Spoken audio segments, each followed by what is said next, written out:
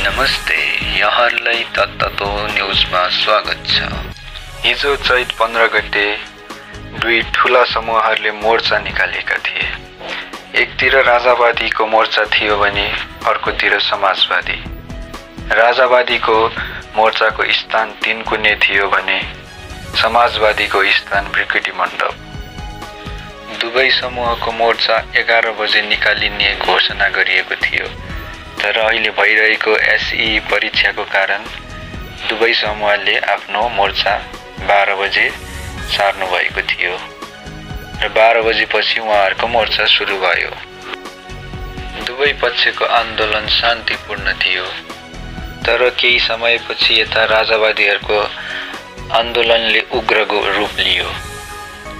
यताबाट पुलिसहरूले असुर ग्यास प्रहार गर्न थाले भने उताबाट राजावादीहरूले ढुङ्गामुढा गर्न थाले।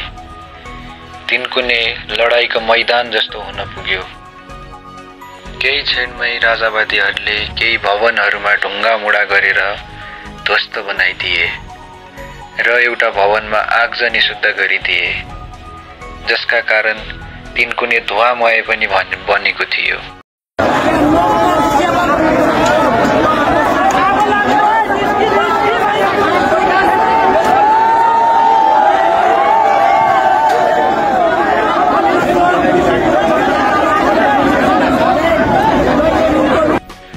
पुलिसहरूबाट गोली चलेको कारण आन्दोलनकारीहरू केही घाइते समेत भए।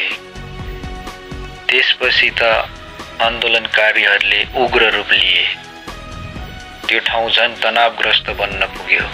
मान्छे मरिसक्यो नि के भन्नु के भएर मर्यो पुलिसले गोली नै हान्यो।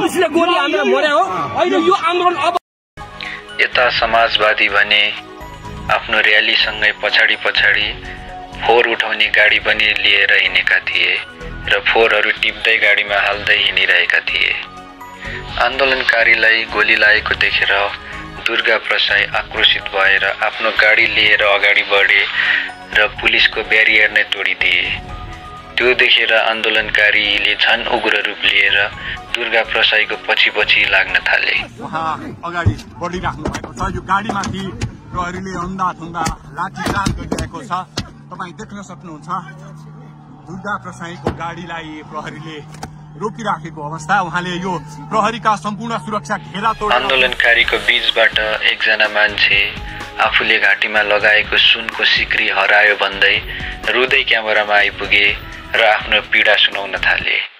तपाईले सिक्री चाहिँ अलिक चोरी हुने चिजहरू सुरक्षित सरकारले राख्नु पर्दैन त? के थाहा त भाइ, होसै भएन। आन्दोलनमा अब के गर्नुहुन्छ? अब के गर्ने, रुने बाहेक अब के गर्नु मैले। अब 2 दिन लाग्ने गइहाल्यो। आन्दोलनकारीहरूले उग्र रूप लिएपछि पुलिसहरू त्यहाँबाट भाग्ने परिस्थिति आएको थियो। दर्शकवृन्द, प्रहरीहरूको भागाभाग परेको छ। हेर्न सक्नुहुन्छ यहाँ ढुङ्गामुढा सहित राजावादी समर्थकहरू अगाडि बढिरहेका छन्। असुर ग्यास पनि धेरै प्रहार भइरहेको छ, तर पनि खेल्न नसकेर प्रहरी भागाभाग भएका छन्। भागाभाग सबैले सेयर गर्नु होला दर्शकवृन्द। आन्दोलनकारीले घर आगो लगाएपछि दमकल आएर आगो निभाउने प्रयास गरिरहेको थियो। त्यति मात्रै नभएर आन्दोलनकारीहरूले कोटेश्वरमा रहेको भाटभटिनीमा समेत लुटपाट गरे। त्यहाँ भएको सामानहरू जे भेट्यो त्यही उठाएर लग्न थाले आन्दोलनकारीहरूले। त्यो देखेर त्यहाँ रहेको सुरक्षाकर्मीले आफ्नो कर्तव्य पूरा गर्दै आन्दोलनकारीहरूलाई पाइपले हानेर लखटिदिए। 3 कुने स्थित एक घरमा आगो लागेको कारण एबी न्यूजका जर्नलिस्ट सुरेश रजकले आफ्नो ज्यान समेत गुमाउन पुगे। आन्दोलनको भीषण रूप देखेर सरकारले सेना नै परिचालन गर्नु पर्यो। 3 कुने बानेश्वर लगायत धेरै ठाउँहरूमा कर्फ्यू समेत भयो। के राजतन्त्र फेरि आउला त नेपालमा? हजुरहरूलाई के लाग्छ? आफ्नो प्रतिक्रिया तल कमेन्ट बक्समा दिनुहोला। हस्त धन्यवाद। जय नेपाल।